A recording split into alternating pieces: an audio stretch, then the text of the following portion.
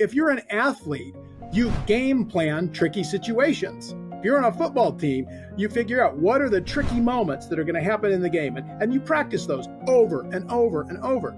Military folks do it for combat all the time, right? They do all these drills. So when they're in the moment where everything goes wrong, the automatic responses kick in, right?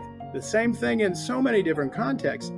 What men aren't used to doing is that with regard to our emotions, but we can do that. If we know, okay, I tend to blow up, I tend to get angry in these situations.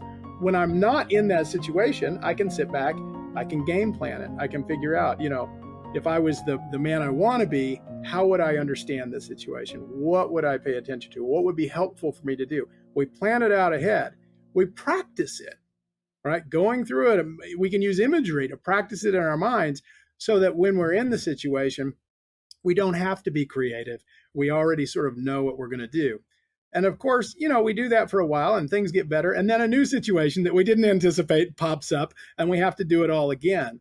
But I think if we approach it we start from that compassionate perspective of thinking, okay, what would be helpful, rather than shutting down and just concluding, I'm a horrible boyfriend or a horrible husband or a horrible partner or whatever, and just giving up. If we say, yeah, that is a situation that's really tricky for me, what would be helpful? That opens the doors to all sorts of things we can do.